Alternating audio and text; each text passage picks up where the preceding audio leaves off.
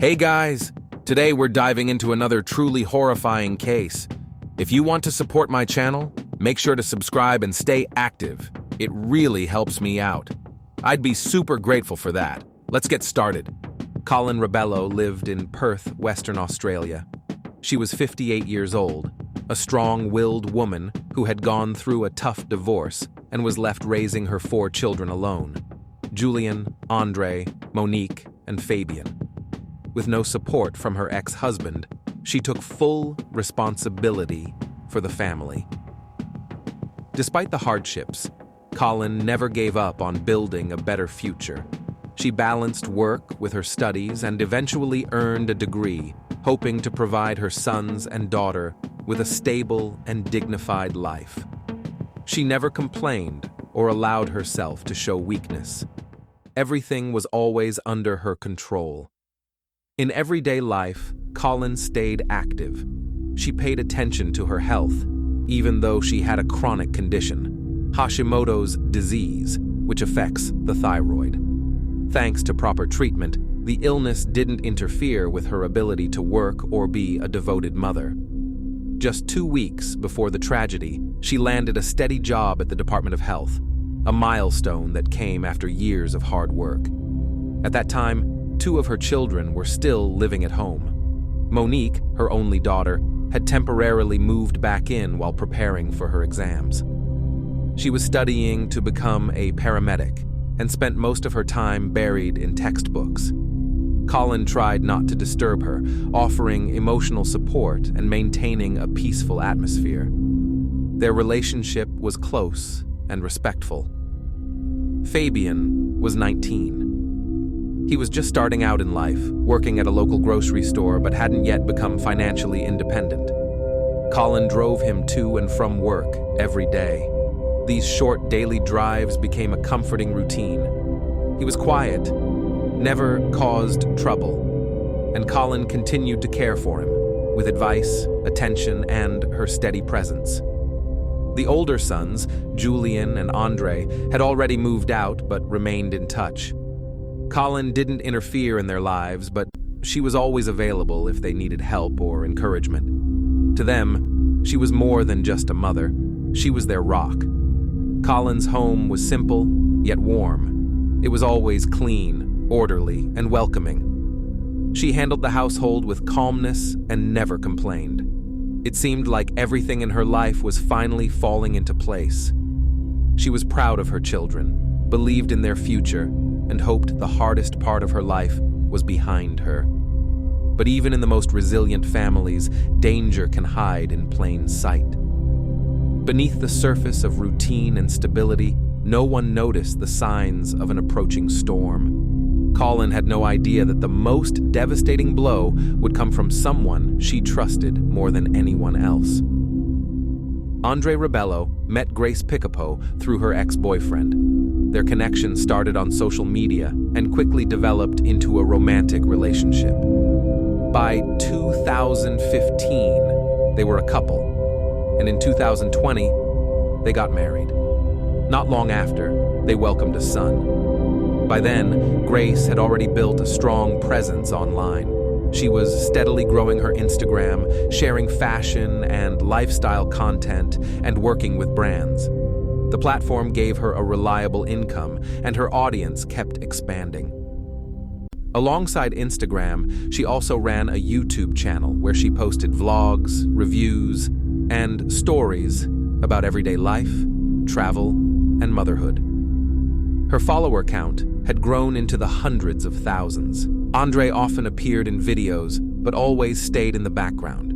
He helped with filming logistics and negotiated with sponsors. To the public, he looked like a reliable husband and a caring father with a head for business. Behind the scenes, Andre was trying to break into the world of cryptocurrency. He called himself an investment expert, spoke confidently about market trends, rising tokens, and future success.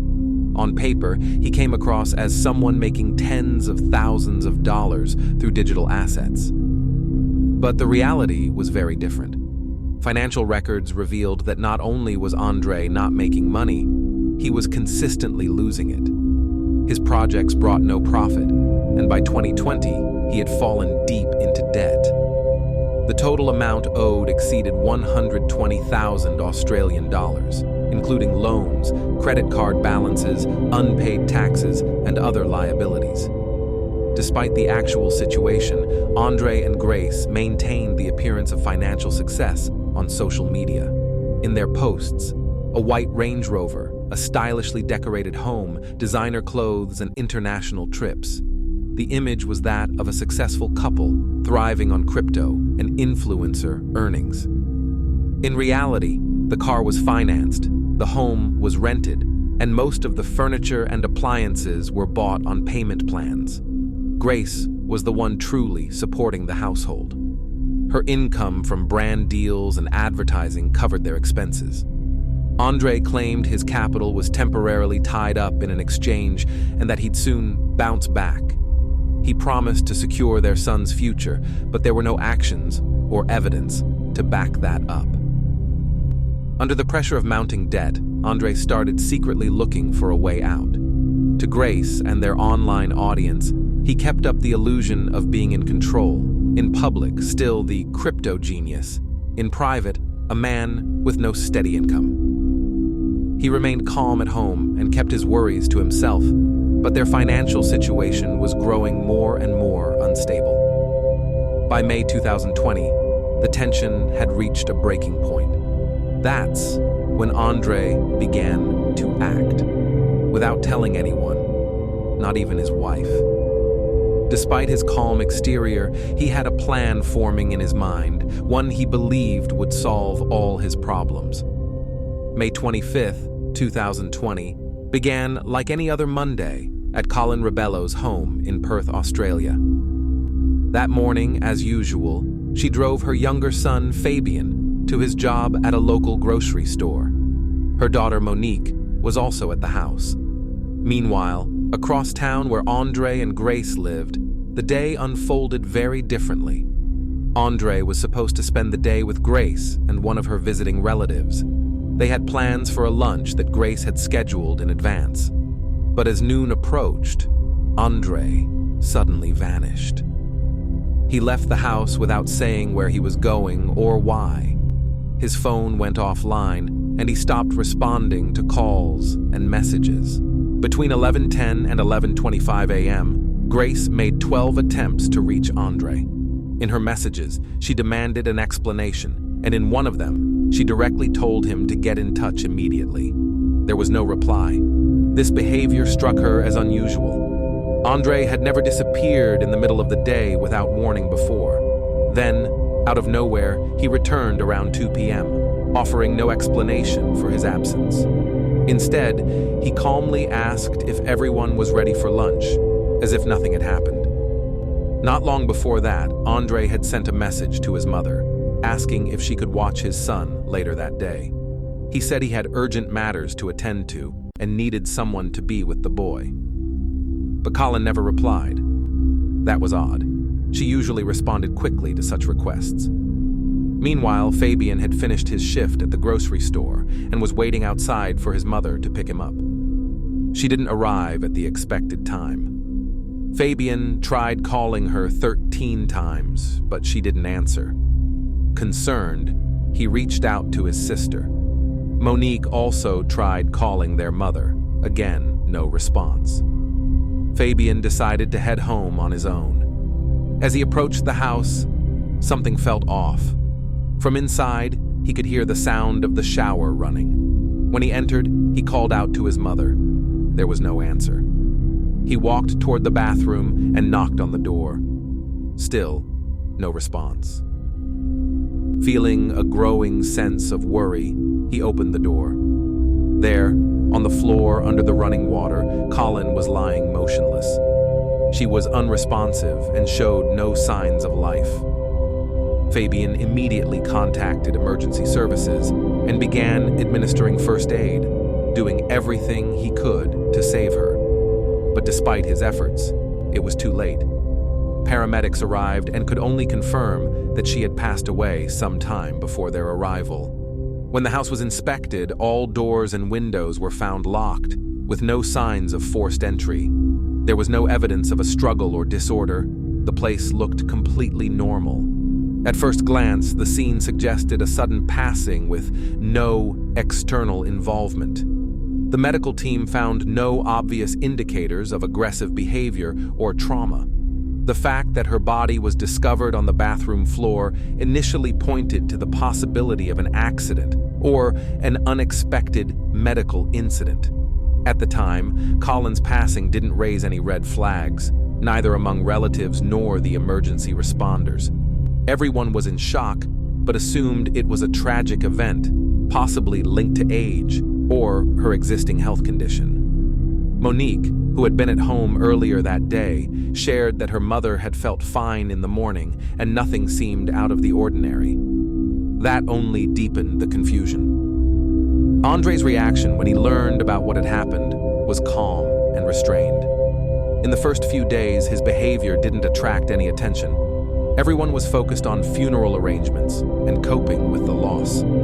At that point, no one realized that hidden in the timeline of that day were subtle inconsistencies and unexplained details that would later cast the entire situation in a very different light.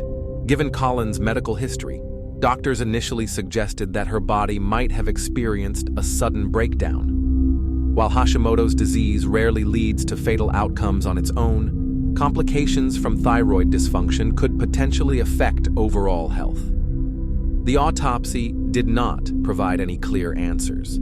The official coroner's report listed the cause of death as undetermined.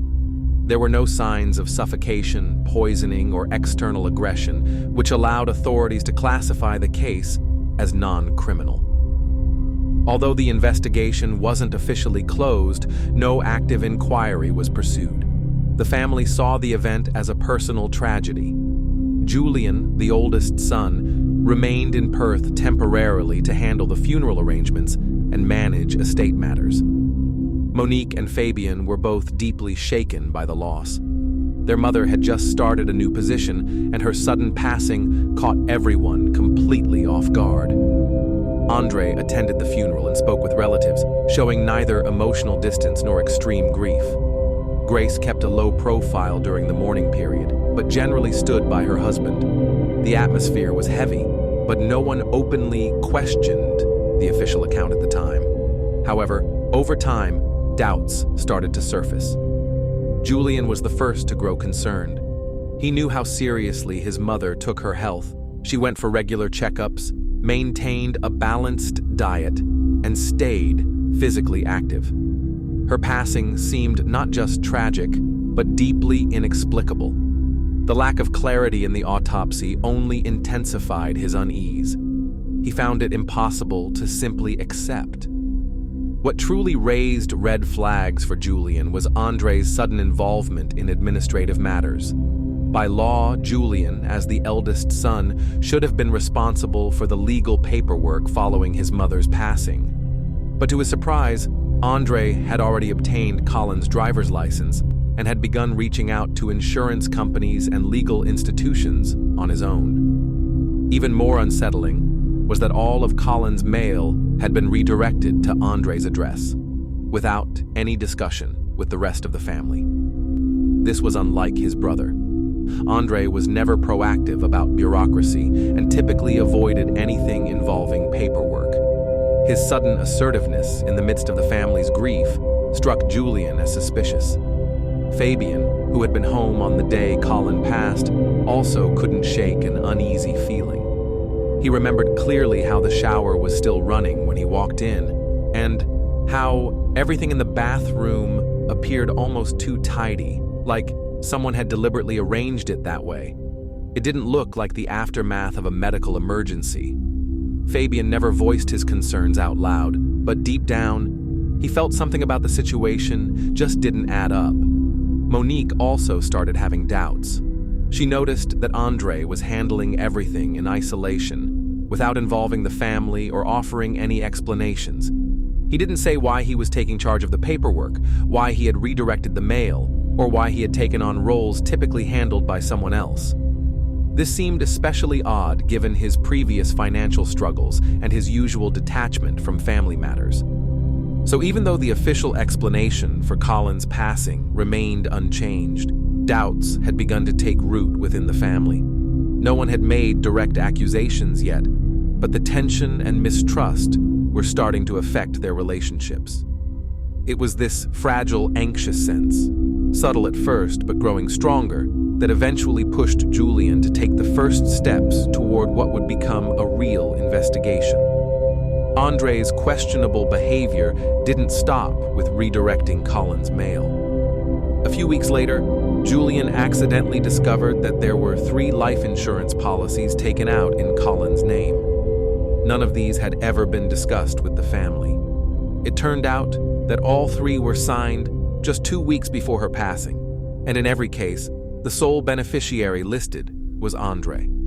The total payout across the policies exceeded $1 million Australian dollars. The timing and sudden nature of her death seemed far too convenient to be a coincidence. What raised even more concern was that the insurance companies had received medical documentation allegedly signed by physicians who had treated Colin. One of the companies ran a verification check and found that some of the signatures were forged. At the same time, Monique reached out to a therapist her mother had seen in the past. The therapist revealed that Andre had contacted her, asking for a letter affirming that Colin was mentally sound at the time she signed the insurance documents. The therapist declined, describing the request as unethical and manipulative. According to her, Andre's approach felt like pressure. All of these incidents combined to raise serious alarm. One of the insurance companies filed an official report with law enforcement, flagging a potential attempt at fraud. The investigation began with a thorough review of the submitted documentation. Police secured search warrants for 2 properties, Colin's former residence and the home of Andre and Grace. They seized electronic devices, paperwork, notebooks, and personal communications. Andre was taken into custody on suspicion of falsifying official records. At this stage, the case wasn't classified as a violent crime, but rather a potential scheme to obtain financial gain through insurance fraud. Investigators confirmed that several medical documents, supposedly issued after Colin's death, were forged. They also discovered a fabricated will, one that named Andre as the sole heir, excluding all other family members. Andre was soon released on bail, but the investigation was well underway. Detectives began mapping out financial links, tracking the timeline of the insurance applications, and collecting statements from everyone involved. What started as private doubts within the family was now taking shape through hard evidence, and things were about to escalate even further. As part of the inquiry, officers seized documents, digital devices, and personal materials. The focus turned to who had arranged the insurance policies, how the paperwork had been processed, and what kind of information was used to support the claims. Meanwhile, the first round of interviews began. All of Colin's children were called in to provide formal statements. Julian gave a detailed account of how he stumbled across the policies and how Andre had started making moves without consulting anyone, as if he already knew exactly what to do and when. Monique spoke about the shift in her brother's behavior after their mother's death, his secrecy, his rush to make decisions, and his refusal to explain what he was doing. Fabian, in turn, walked investigators through the events of that day. How the shower had been running when he arrived, the lack of response when he knocked, and how the bathroom looked suspiciously neat, almost like someone had deliberately cleaned it up. Andre was questioned separately. By that time, he had already been formally charged with document forgery. However, investigators within the department had started to suspect that this case might go far beyond just insurance fraud. Their focus turned to the timeline. When the life insurance policies were taken out, when they became active, the exact time of Colin's passing, and when the claims were filed. Too many coincidences began to form a troubling pattern. The investigation shifted to a new level. It was no longer just a family crisis. It had become a criminal case. Andre's carefully constructed public image began to crumble under the weight of growing evidence. His actions were becoming harder and harder to explain as coincidence or misjudgment. Detectives launched a full-scale operation. One of their top priorities was determining whether Grace, Andre's wife, had any knowledge of the insurance dealings.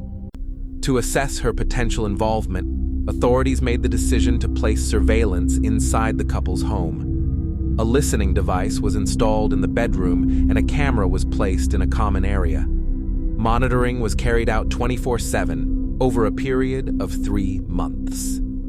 Recordings from September through December 2020 revealed nothing to suggest Grace was aware of any suspicious activity. Her conversations with Andre focused solely on household matters, their son, and her work on social media. Not once did she mention insurance policies, wills, or medical forms. Investigators concluded that Grace had no knowledge of the insurance arrangements or any forged documents. She was cleared as a suspect. Meanwhile, the case against Andre continued to build. Among the digital evidence seized, investigators found signs of deliberate data deletion. Specifically, an entire archive of documents dated between December 2019 and July 2020 had been wiped from his laptop, the exact period when the insurance policies were arranged and when Colin passed away. This was viewed as a clear attempt to destroy potentially incriminating records. A major breakthrough came through cell tower data. Forensic analysis confirmed that Andre's phone had pinged off towers near Colin's home on the day she died. This directly contradicted his initial statement, where he claimed not to have seen her at all that day. Andre had said he spent the morning with his wife and a visiting relative, but none of the surveillance cameras around his home recorded his car during that time. In fact, cell tower pings showed his phone moving toward the area where Colin lived, during the same window when she dropped Fabian off at work and then stopped responding to calls. Witness testimony further deepened suspicions. A neighbor reported seeing a white SUV parked near Colin's house around 1:30 p.m. The vehicle matched the description of Andre's car. These details added weight to the growing belief that he may have been at the scene around the time of his mother's unexpected passing. In an attempt to explain his actions, Andre changed his original statement. He admitted that he had, in fact, stopped by his mother's house that morning and spent around 45 minutes with her. According to him, they discussed financial matters, including life insurance policies. He claimed that he didn't mention this to the police initially due to emotional distress. However, investigators viewed this revision as an effort to reduce his liability and obscure the facts. The fact that Andre withheld this information right after his mother's passing raised doubts about the sincerity of his account. Piece by piece, the puzzle was coming together. The timing of the insurance policies, the forged documents, the withheld information, and the rush to file claims all pointed toward a deliberate scheme. The case was no longer just about potential fraud. A more serious question was now at the center of the investigation. Could Andre have played a role in his own mother's death? Once it became clear that Andre not only forged documents, but also concealed his visit to Colin's house on the day she passed, the investigation shifted focus to explore the possibility of foul play. Digital forensic experts examining Andre's laptop confirmed that the deletion of files during the critical period had been done manually. Additionally, logs from his phone showed multiple logins to online insurance portals, specifically in the days leading up to the claim submissions. Based on this, prosecutors developed their main theory. Andre, under financial pressure, wanted to maintain the appearance of stability. He took out several insurance policies, forged a will, and staged his mother's death to look like a natural passing. If successful, the payouts would have helped him erase his debts and restore his image as a successful investor. To support the ruse, he submitted medical records that supposedly proved Colin was in good health at the time she signed the documents, along with a falsified report about her death. Formal charges relating to Colin's death were brought in November 2022. During his arrest, Andre showed no resistance and remained composed. Investigators noted his complete lack of visible emotion, no surprise, no protest. He insisted that his mother passed naturally and that all documents he submitted were legitimate, even if some contained procedural errors. From that point on, the case gained widespread public attention. Andre faced multiple charges: document forgery, attempted insurance fraud, and causing the death of a family member. Prosecutors now had to prove that Colin's passing wasn't just an unfortunate coincidence, but the result of a cold, calculated act by her own son. The trial of Andre Rebello began in late 2024. Throughout the proceedings, he remained calm. In court, he spoke clearly and answered questions without hesitation. His legal defense centered on acknowledging the forged documents, but firmly denying any involvement in his mother's death. Andre admitted to altering the will, forging the coroner's report, and submitting falsified medical records to insurance companies. However, he insisted that Colin's passing was due to natural causes.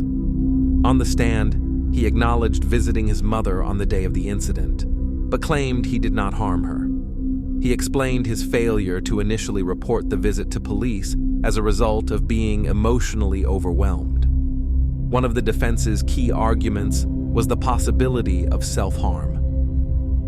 Andre stated that his mother had struggled with depression and may have chosen to end her life voluntarily. He claimed that he feared insurance companies would deny the claims if the cause of death was classified as such, and that this fear drove him to alter documents, allegedly to protect the family from financial collapse. However, the prosecution presented evidence that contradicted this theory. Witness testimonies and medical evaluations indicated that Colin showed no signs of emotional instability. She was making plans for the future and was in a stable mental and emotional state. The court also considered Andre's digital activity, his behavior on the day of the incident, and the financial motives linked to his situation at the time. Final deliberations were expected within days. The court had to decide whether this was a tragic coincidence or a calculated act masked to look like an accident. 2 days into deliberations, the jury returned with a unanimous verdict. Andre was found guilty of causing the death of his mother. The court concluded that the totality of the evidence pointed to intent and a clear financial motive. Andre's demeanor during the verdict didn't change. He listened to the ruling without showing any emotion, no remorse, no protest. In the courtroom sat his father, Antonio Rebello, who appeared devastated. The family struggled to process the outcome, but according to their attorney, felt a sense of closure after a long and painful legal journey. Prosecutors sought a life sentence.